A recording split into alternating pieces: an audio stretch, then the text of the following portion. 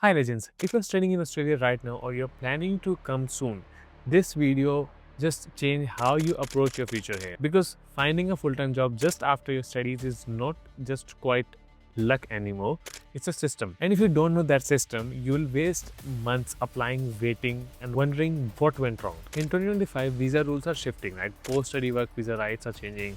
Employers are way more selective. But the good news, there's still massive opportunity in Australia for students who are just finishing their studies, if you know where to look them and how to plan the game. So in this video, I'll be breaking down where you can find the real jobs and the hidden jobs as well, what mistakes most students make, how to make your resume and LinkedIn irresistible, what to say in interviews, how to handle the no PR, no job barrier, and finally, how to build your 10-step weekly job routine. This is your complete playbook for full-time jobs in Australia just after your studies. So let's go forward.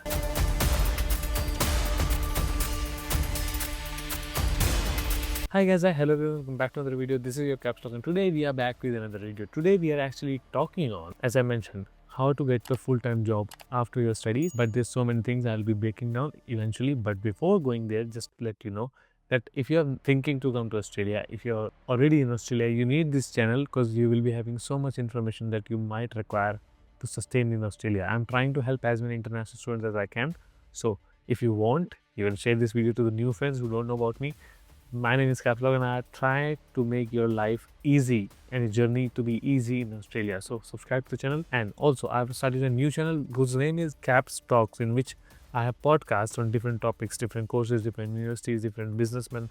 There's so much information that you might need to know deeply. And for that, I made a new channel. Go subscribe it. And the link is in the pinned comment and in the description. So let's go forward. Well, coming back to the topic. First part.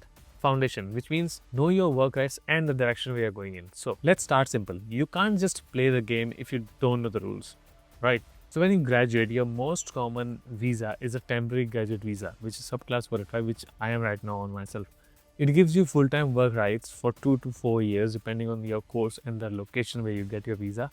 And that's how you get the duration of the visa, right? But now here's a line you should memorize for interviews for it, I would say. I have full-time work rights under graduate visa for next X number of years, means whatever years you have. Say it clearly, confidently, and stop. That's your clarity line that you should know. Some people don't even know their visa conditions properly. They don't know how to speak their visa conditions in front of the HR team, in front of the interviewers. Then you're getting questions. But next, decide your direction means not anything. Be specific. For example, marketing student, aim for marketing coordinator or digital assistant. If you're an IT student, maybe junior software engineer, maybe data analyst. If you're in early childhood education, maybe assistant educator, maybe room leader pathway. So you need to know your proper pathway. I mean, that's a basic sense, that's a really common sense, but I believe some of the people who still miss this pretty basic knowledge have problems eventually. So once you pick the two target roles, at least two target roles, your whole strategy, means resume, LinkedIn, portfolio, becomes more focused and you know where you're going through the way to get a job. Okay, so the next part, mistakes international students usually make. Let's talk on this. So because this is where 80% of the students mess up right now, and probably I did mess up at my time too, but let's go forward. First mistake means applying randomly. You send your resume or the same resume to 50 jobs with no tailoring. Recruiters spot it instantly. They have their ATS system, they know the data. You just keep sharing the same resume to again and again different kind of jobs. They might know it, and then most of the cases they know it that you're doing it, so there's no point of it. Second mistake, ignoring the keywords, means applicant tracking system, which is ATS obviously, filter resumes in a way. If the ad says Excel, stakeholdership, communication, data reporting, and you didn't write those particular words in your resume, you will be filtered out before a human even touch your resume technically, which before even touches your HR team. The system will just crack it out. Anyways, not qualifying achievements, that's the third mistake, means worked on projects is weak. Try built dashboard issued by 3 departments to cut weekly reporting by 3 hours. This is a statement that you can actually use in a way that differentiates from the basic line of the other people who are doing, and you can actually try it. Fourth mistake is waiting for replies, means don't. Like literally don't wait for the replies. How? Follow up politely after 10 days and show initiative. This actually shows that you want that job really hard. Additionally, fifth I would say mistake is poor LinkedIn presence. Means no headline, no summary, no photo. Fix it. It's your 24/7 resume. It's somewhere anyone can come randomly and see. For example, taking Instagram. Okay, so if I have my Instagram and if I'm sleeping right now, you might come through my any videos descriptions link, come and see, okay, that's how I look, that's what I do. I posted stuff there. So you can actually see that is the person actually active or is this the account dead, right? So similarly, you can actually keep your LinkedIn account in a way positive and active that they can see, okay, this guy has the skills or has the knowledge or has the passion to keep it doing. Last mistake I would say is being scared of network. How? Australians are friendly, being honest. 70% of jobs come from referrals. So we'll get there in a bit, but I would say basic sense is if you know how to connect, we'll go there eventually, but if you know how to connect, you can get so many jobs. Talking on myself, I got a job. I did these mistakes. Sometimes I still do these mistakes, but I had my job since I completed my study. I got my job through not through a referral, I would say, in a way that I got good connections and that turned into networks and that turned into my job. And I've been doing, as a website designer, I've been doing this job for almost more than 1 year now. So that's how I got it. That's why I say always network. But anyway, next part, the major part is building your resume and LinkedIn profile. Okay, because that's something everyone has a problem. So your resume should prove one thing, means you can do the job they are hiring for. If you can make them show this through your resume, they will hire you. No questions asked. Anyway, keep it one page for grads, I would say, because you're new graduate. You don't have so much to write on it. Unless you just make it by intentionally to make it like a big, bold resume, there's no point of it. Simple layout, no photo and no fancy photo. In Australian standard, that's what I understood. Try not to have any photo on your resume. It's not good. But anyway, graduate civil engineer, example. That should be your headline, right? And later you can write maybe AutoCAD, maybe Site QA, then Revit, these kind of software. So this is kind of a headline.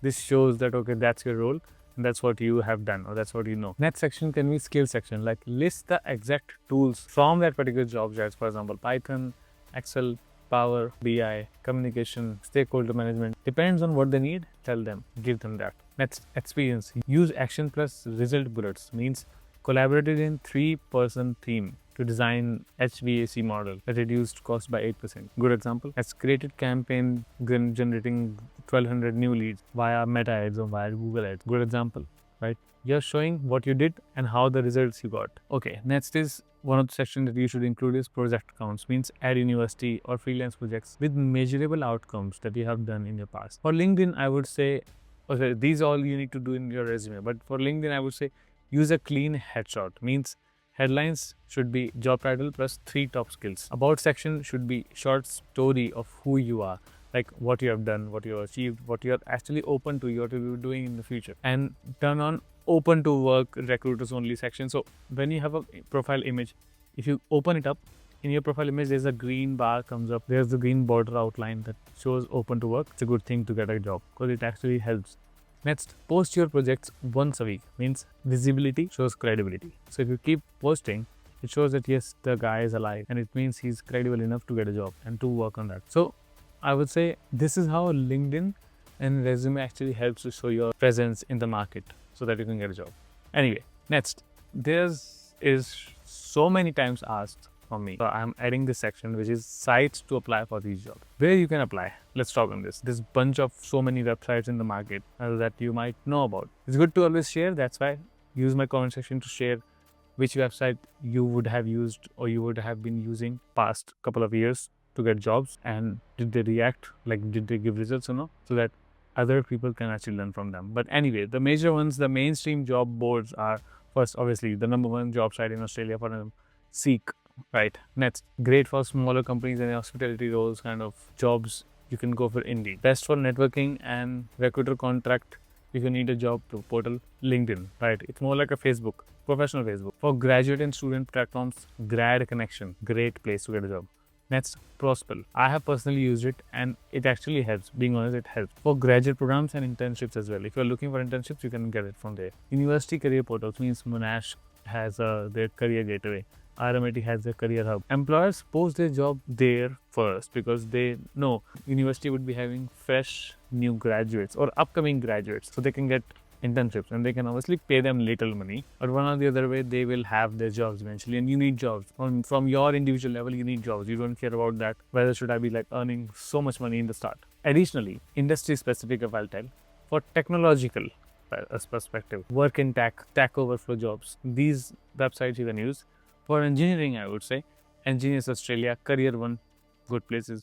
Healthcare, if you are into healthcare, Healthcare Link, Seek Health, Indeed Health, great ways to get jobs. Education and EC, early childhood education. You can search for careers.victoria.government.au. That's for the Victoria. Good start. GB Education Careers. Hospitality, you can see for Scout jobs. Jora is actually good for hospitality because they actually have jobs. For regional jobs, let's talk. So check regionaljobsaustralia.com.au or your state's regional skills list for openings that linked to PR as well, just to tell you. Actually, hidden market is also there. You don't know about. Top 30 to 40% jobs are never advertised, just to tell you. How? Message hiring managers directly on LinkedIn. Ask if they are open to give jobs to graduates, because sometimes they just post jobs internally in the team, and when they don't find, then they post the jobs outside. So when they're searching internally, and if there's your email popping up suddenly, there's a huge chance that you don't even need to stand in the queue to search the jobs from any of the portal and get that queue broken, and then come here. I mean, it's a good way because you come here directly. So always network.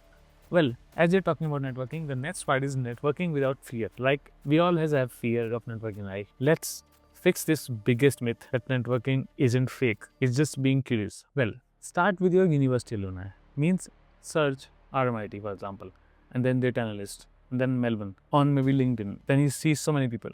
Message them like, hey, for example, Alex, I'm an RMIT data graduate exploring analytics jobs roles. Loved your post on Power BI or some other platform. Any advice for a graduate breaking in the new industry? Keep it short. People love helping students who sound genuine. So if you sound genuine, why not? That's in the networking section, I would say. Meetups. Check meetups.com. Eventbrite. Uni clubs. Go to the people. Listen to the people. Chat with at least 2 people. Connect, ask, follow up. These kind of things you actually gonna be getting so much help from. One more. Referrals. After a good chat, when you're connected, when you're having connection, you need a referral, right? So for example, if you're looking for a referral, if a junior role opens that fits my background, would you feel comfortable to refer me? That's it. No begging. Just confidence and respect. You did your part. Why not? Let's see. You might get a good referral and then you might get a job. And please follow up. How? Just thanks for taking your time. I learned this from you. I learned so much from your knowledge, from your experience, and then message goes on a long way. It keeps going on. The person remembers you. I know it's time taking stuff. It's not something that you can do it like this. It's going to take some time, but it's good to do it. Okay, so the next part is gaining local experience. Means you need local experience. You have heard it so many times, right? Here's how you can actually get it, because it's not easy to get local experience because you just came here, right? How will you get experience? You're just new, you're fresh. First, internships or work integrated learning during your study. Universities have this WIL, means work integrated learning section. This helps in a way that you're entered into the university and then you got this, and then you entered into the job industry, but you're still linked to the university because you're still studying. And sometimes if you're doing this internship, so in my case, I did this internship, and this internship got swapped with one of the unit which I was supposed to do. So it was pretty easy for me. Additionally, volunteering for NGOs, maybe community organizations or startups. Third, I would say short projects for small businessmen. Offer them how you can build something to help them market or to help them to report. Professional year programs for accounting, IT or engineering. They come with internships and PR points as well, just to tell you. So even your part-time job counts. I'm not saying it doesn't count. It counts. Translate it in a way like I have handled 50 or maybe 100 customer interactions a day, developed conflict resolution and multitasking skills. I would have used this. Why? Because I work in BWS sometimes. So that's a customer service role. But I can use that experience because that shows that I have patience. I have connections, how you can connect with people. I know how to talk. I have good English, for example. So this is how they learn from your past, even from the part-time job experience. For example, you worked in Macros, so you know how to do teamwork. You can mention it, it's fine. Don't wait for the perfect opportunity. Just you need to create one. There's never a perfect opportunity. Okay, now the interview masterclass. Let's talk. Okay, so you got the interview, for example, you got the ATS system thrashed out. You sneaked into your way. You're first in the queue. You're getting your interview. All the best. Ready? So let's not blow it. How? First, before the interview, read the job ad again. You should save the job ad, read the job ad again. Ask them some questions, but you need to know what the job. That's how you can ask them. Research their website, their mission, the 2 new recent news maybe from their articles. Write 5 short star stories, for example, teamwork, problem solving, conflict, success, initiative. You need to know because the questions gonna be revolving around these particular aspects, especially with the HR, not with the technical team. So you need to know these particular scenarios. So make some, maybe make some fake, but make some. One more thing, common questions. So there are so many common questions, but they are the most asked questions. First, tell about yourself. Don't just start telling, hey, I like this bottle, I like this screen, I like this computer, I like this mouse. No. Tell them what's your past. For example, your degree, how you win in so many situations, what's your present skills, and what's your future, means why did you apply for this job. Tell us about themselves related to the job section. Second, why this company. So mention their product or culture, plus how you can add value in that particular job role, right? One more thing, weaknesses. They ask it a lot. A real one, but what you're doing to improve it. For example, you don't say, hey, I feel feared out of darkness, I'm scared out of rats. No, don't care about it. Your answer should be in a way. For example, when they ask me, I always say, I'm a creative guy, I like to design websites, I like to design this, I like to design that. But when there's so many design ideas come up in a head, so I'm kind of weak in a way to prioritize which one should I go with. So in that sense, how I solve it, because I'm telling the answer as well. How I solve my weakness, how I improve my weakness, or how I grow my weakness, is I ask my manager, I ask my other peers, which one I can do first. That's how I prioritize. That's how I'm working on my weakness. That's how I'm making that into a strength. This shows a lot. One more thing, work rights. For example, say calmly that I have full-time work rights for X number of years under the graduate visa or temporary graduate visa and plan to continue long-term in Australia. So this statement, you should know the facts about your visa especially, and you need to speak it up. After the interview, let's see, send a short thank you note saying that thanks, this is, and thank you for giving the opportunity, but not on the same day. I would say for the next day it would be better. And you need to restate your excitement and fit yourself in that particular role, saying, hey, I did really great, but if something comes up, please let me know. And side by side sneak in that I wish I get a job on that company. So you're making a vein, right? You should have confidence, not arrogance. Be polite, be humble, but clear. You know your value, right? So be polite, I would say. So the next part is no PR, no job. This is a war, right? Let's talk on this. Yes, some companies prefer PR for citizens only. That's reality. You know it, or if you don't know it, let me tell you, yes, it is. But many students just want someone reliable who can do the job. Means they don't care about their PR, they don't care about their visa. Focus where your chances are real. Means small and medium companies, regional employers, startups hungry for talent, industries in demand like healthcare, IT, construction, aged care, teaching, early childhood. They need you. Don't waste energy chasing what's closed. Build where the doors are still open for you. And remember, employers hire value, not visas. So if you have value, they will hire you. Now, the best part that you have been waiting for is a 10-step weekly job routine that I can give you right now. Here's your weekly system. So copy this and stick it into your wall, I would say, because just write it down and stick it into your wall because you need this. And I wish this idea actually helps you to get job. Well, first, choose 2 job titles to target. Second, tailor your resume for those particular job roles. Third, apply to 10 quality jobs at least a day. Fourth, message 5 people on LinkedIn. Next, attend 1 event or webinar if possible, at least once a week. Next, post once on LinkedIn. It can be a project, it could be your insight, whatever. Next, update or add 1 portfolio piece every 15 days to month. Next, practice 3 interview questions. Next, track every application. And last, rest, recharge and repeat. You need to rest, you need to recharge, you need to give time to your body, because if you're doing so much and you're not resting, you're dead. But anyway, do this for, I would say, 6 to 8 weeks straight. And I promise you, you will get results. You will see results. You will get the best quality education you've been waiting for. You got it. Now the best quality jobs you're waiting for, you will get that. So you've already done something brave. Moving country, studying, starting from fresh. This actually takes courage. Okay. So the system is tough, I know. But you are, I would say, way more tougher than the system. The moment you stop waiting, the moment you start building your own plan, your own empire, the doors starts opening, tuck, tuck, tuck, tuck. So tonight, make one small promise for you, from yourself. Start moving. Update your LinkedIn, first of all. Send 1 message to any employer or any HR. Apply to 1 quality job. That's how momentum starts building in. Because in Australia, one yes can change your whole story. Because when I chose Australia, Australia was never my decision. But I just said yes, and now look, I'm here. This is KapsLock. I believe this video helped you, and if it did, make sure to like this video and make sure to share this video to someone who's actually looking for a job, or someone who's thinking to plan to come to Australia and eventually they need a job. They need all of this information, so share it. And I'll see you in the next video. But before going, let me tell you, make sure to subscribe to this channel as well, because we have so many videos coming up, and make sure to subscribe to the new channel, because I'm putting so much effort in that channel and I need your support the same way you support me here. So follow me on Instagram, follow me on Snapchat. There's so many links in the description. You can check all, or you can check the other videos. Signing off, this is KapsLock.